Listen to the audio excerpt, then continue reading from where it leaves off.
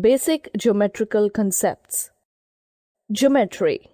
Now we will learn geometry, as we have already learned that the geometrical terms, namely point, line and plane, form the foundation of geometry. These terms cannot be precisely defined. However, we give examples to illustrate the meaning of these terms. Point. A point is a mark of position, a small dot made by sharp pencil on a plain sheet of paper. The end of a pin, a corner where any two walls and the roof of a room meet, suggests us the idea of a point. A point, as we understand in geometry, has no size, that is, a point has no length, breadth or thickness. We name a point by a capital letter such as A, B, C, D, etc. Line segment. A line segment is a straight line that has a beginning and an end. The line segment shown here is called the line segment AB, or written as AB with a bar drawn above AB. Line. A line can be extended endlessly on both the sides. The line shown here is called the line AB, or written as AB with a line with arrows on both sides drawn over it. The basic idea of a line is its straightness, that it extends indefinitely in both the directions. It cannot be drawn completely on a paper. In practice, only a portion of a line is drawn and arrowheads are marked at its two ends, indicating that it extends infinitely in both the directions. Parallel lines. Do you know what are parallel lines? Yes, I know that. You would like me to explain? Yeah, sure. So, here we go. Two lines which do not intersect each other at any point, even if extended to infinity, are called parallel lines. Thus, two lines are parallel if they lie on the same plane, they do not have any common point in between, the distance between these two lines always remains same everywhere. For example, the track of a railway line, opposite edges of a ruler, the opposite sides of a rectangle, telephone wires from one pole to another, opposite sides of a blackboard show parallel lines. The symbol for parallel lines is this: two small parallel lines drawn at a short distance. In the given figure, L is parallel to M. Two rays are parallel if the corresponding lines determined by them are parallel. Two segments are parallel if the corresponding lines determined by them are parallel. Intersecting line. Do you know what are intersecting lines? Yes, I know that. Would you like me to explain? Yeah, sure. Two lines that meet at a common point are called intersecting lines, and the point where these lines meet is called point of intersection. Here, line AB and CD are intersecting lines, and point P is called the point of intersection. Remember, we can draw unlimited lines through a point. Perpendicular lines. Do you know what are perpendicular lines? Yes, let me explain you.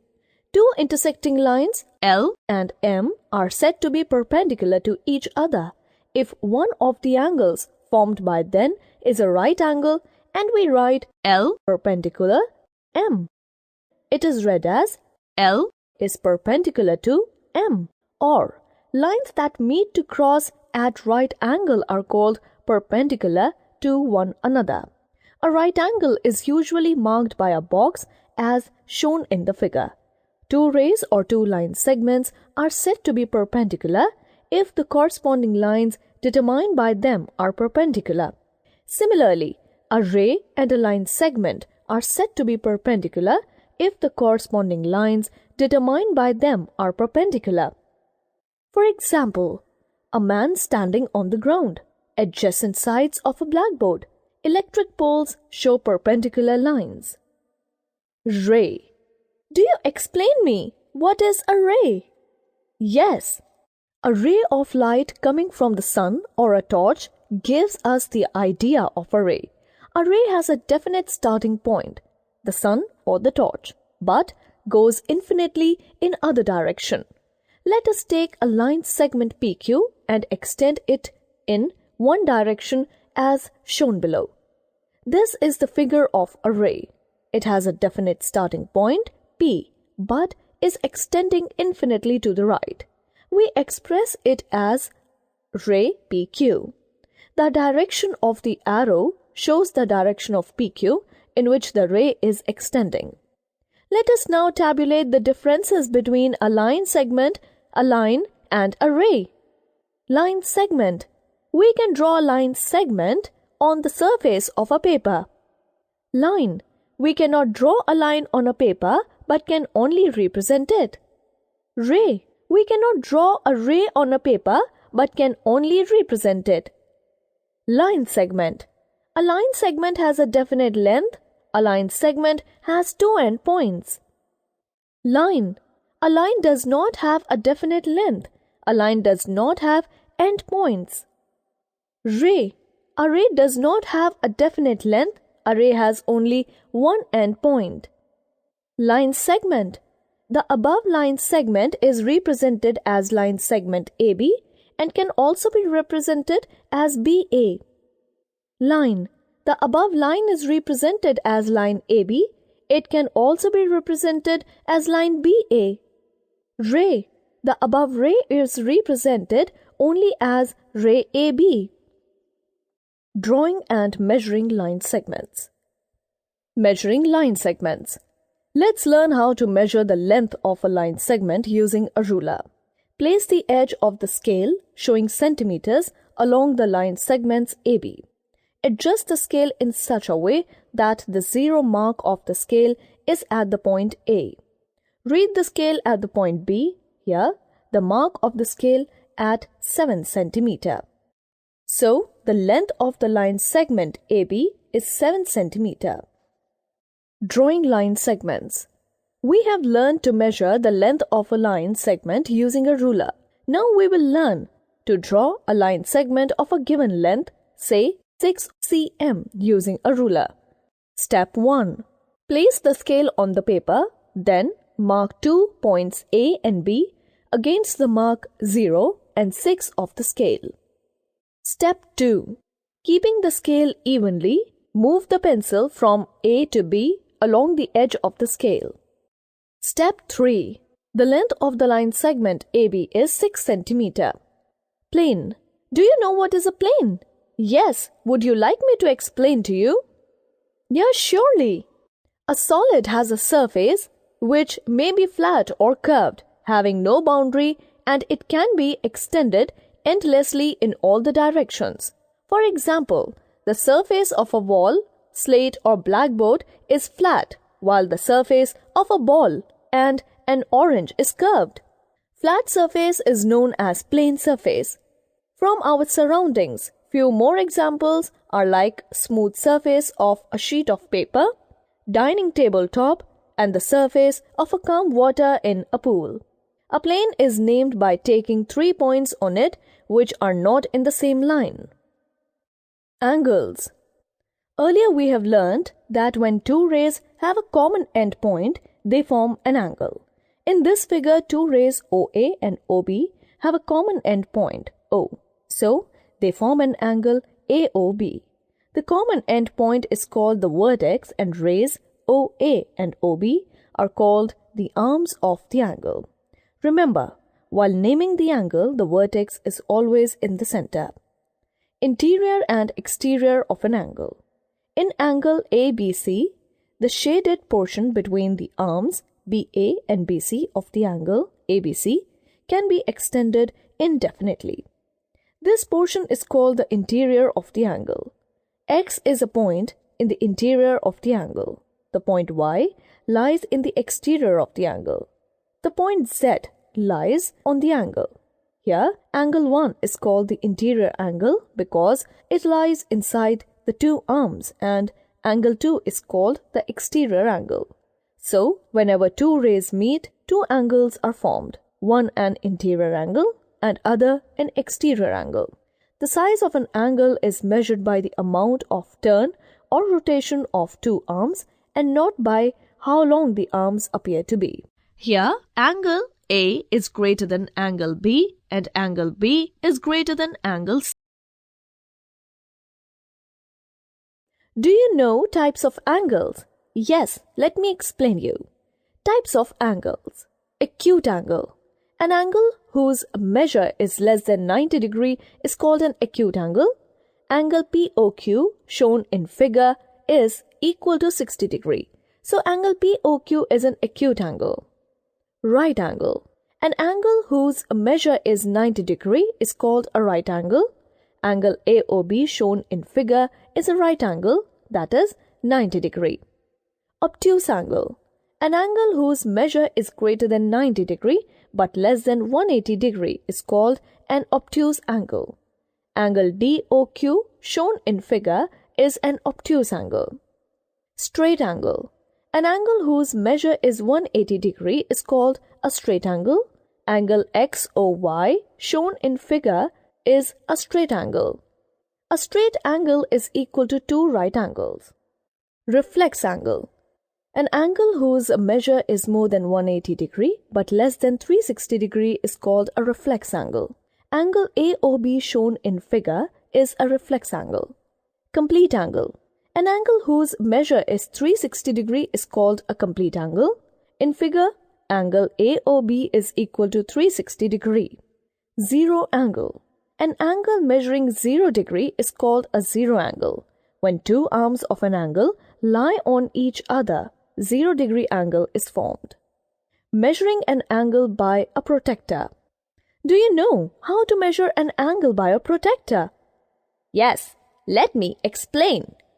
Protractor is an instrument for measuring or constructing an angle of a given measure. It is a semicircular piece of metal or plastic which is marked in degrees from 0 degree to 180 degree from left and right as shown in figure. The center O of the piece is also the midpoint of its base line. In order to measure angle AOB, place the protractor in such a way that its center is exactly on the vertex O of the angle and the baseline lies along the arm OB. Read the mark through which the arm OA passes starting from right. Thus we find angle AOB is equal to 60 degree. Pairs of angles. Complementary angles. Do you know what are complementary angles? Yes, I know. Let me explain. Two angles whose sum is equal to 90 degree are called complementary angles. In the given figure, angle ABC is equal to 40 degree. Angle DEF is equal to 50 degree. Angle ABC plus angle DEF is equal to 40 degree plus 50 degree is equal to 90 degree. So, angle ABC and angle DEF are complementary angles, and angle ABC is complement of angle DEF. Supplementary angles. Now I will explain you about supplementary angles. Two angles whose sum is equal to 180 degree are called supplementary angles. In the given figure, angle ABC is equal to 70 degree. Angle DEF is equal to 110 degree. Angle ABC plus angle DEF is equal to 70 degree plus 110 degree is equal to 180 degree. So, angle ABC and angle DEF are supplementary angles, and angle ABC is supplement of angle DEF. Constructing some spatial angles using compass. Construction of an angle of 60 degree. In this topic, I will explain you how to draw an angle of 60 degree. For this, follow some steps of construction. Step 1. Draw a ray OA. Step 2. With O as center and any suitable radius, draw an arc above OA cutting at B. Step 3. With B as center and same radius as before, draw another arc to cut the previous arc at C. Step 4. Join OC and produce it to D. Thus, angle AOD is equal to 60 degree. Construction of an angle of 90 degree. Steps of construction. Step 1. Draw a ray OA. Step 2. With O as center and any suitable radius, draw an arc cutting OA at B. Step 3. With B as center and same radius, draw an arc cutting the first arc at C. Step 4. With C as center and same radius, cut off an arc cutting again the first arc at D. Step 5. With C and D as centers and radius of more than half of CD, draw two arcs cutting each other at E. Join OE. Then angle EOA is equal to 90 degree.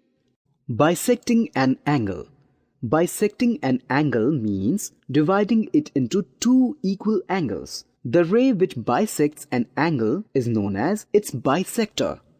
Using a protractor, angle XYZ is to be bisected. Measure angle XYZ with the help of a protractor. Let it be 72 degree. Half of 72 degree is 36 degree. Make angle XYW is equal to 36 degree so that YW falls within angle XYZ. Now, angle XYZ is divided into two equal parts. Using a compass, angle ABC is to be bisected. Place the middle end of the compass at B and draw an arc to cut BC at D and AB at E. Place the middle end at E and D with any convenient radius. Draw two arcs of same radius cutting each other at F. Join FB.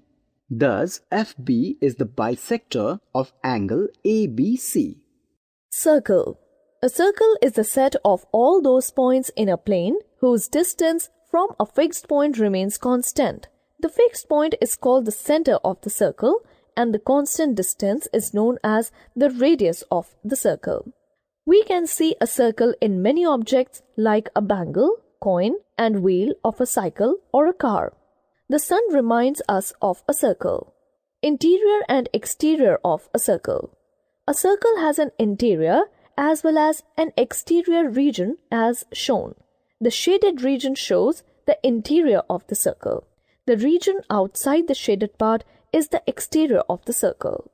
Here, the points A, B, and M lie in the exterior of the circle and the points O, D, P, and X lie in the interior of the circle. The points R, Q, and N lie on the circle. The center O of the circle always lies in the interior of the circle. Center. The point P at which we place the needle end of the compass and move the pencil around it is the center of the circle. The center of a circle lies in its interior. Circumference. The length of the boundary of the circle is its circumference. In other words, it is the perimeter of the circle. Radius. The line segment joining the center to any point on the circle is called the radius of the circle. Take any point Q on the circle and join it with the center P. The line segment PQ is the radius of the circle. Diameter. Let us produce the radius PQ to meet another point O on the circle. We get a line segment OQ with its endpoints O and Q on the circle. It passes through the center P. Such a line segment is called a diameter.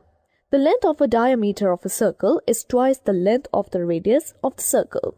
OP is equal to 3.5 cm. PQ is equal to 3.5 cm. Then OQ is equal to 3.5 cm plus 3.5 cm is equal to 7.0 cm. Chord. The line segment joining any 2 points on the circle is the chord of the circle. The endpoints A and B of line segment AB lie on the circle. So, AB is the chord of the circle. Arc. Any part of a circle is called an arc of the circle. We usually name an arc by 3 points. A, C, B is an arc of the circle. Semicircle. The endpoints of a diameter of a circle divide the circle into 2 parts. Each part is called a semicircular region. AXB and AYB are 2 semicircles. Concentric circles.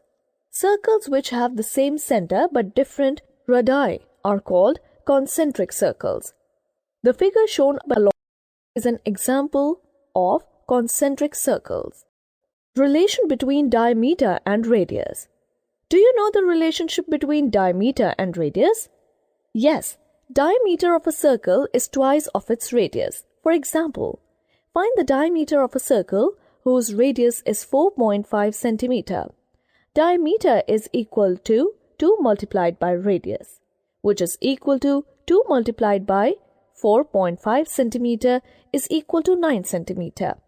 Relation between circumference and diameter. Do you know the relationship between circumference and diameter?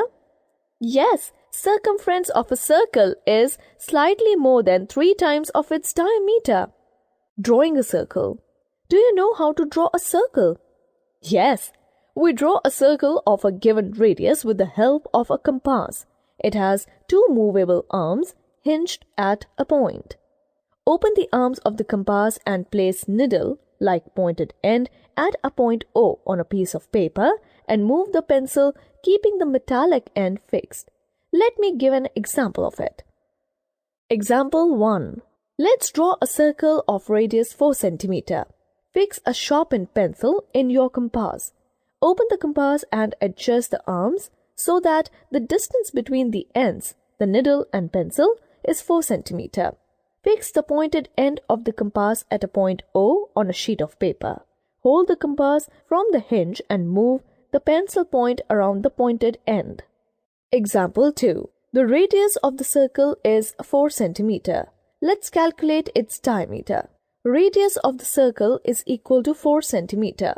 We know that diameter of the circle is equal to 2 multiplied by radius of circle is equal to 2 multiplied by 4 cm is equal to 8 cm.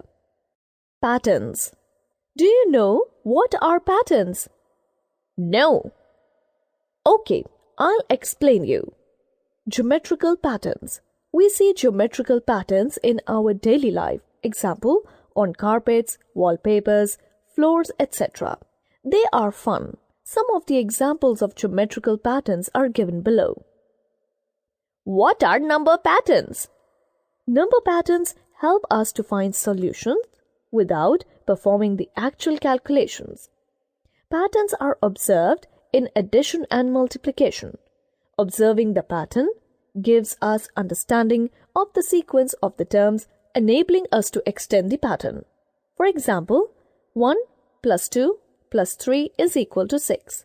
2 plus 3 plus 4 is equal to 9. 3 plus 4 plus 5 is equal to 12. 4 plus 5 plus 6 is equal to 15, and so on. Tiling. Do you know what is tiling? Yes, let me explain you. The designs on a floor made by arranging tiles is called tiling. The tiles fit into each other without any gaps or overlaps. Tangram. Now we will learn about a game. Tangram is a 1,000-year-old game of Chinese shapes, also known as wisdom puzzle. The game consists of 7 pieces formed by cutting a square in following shapes: 2 large triangles, 1 medium triangle, 2 small triangles, 1 square, and 1 parallelogram, 4-sided figure.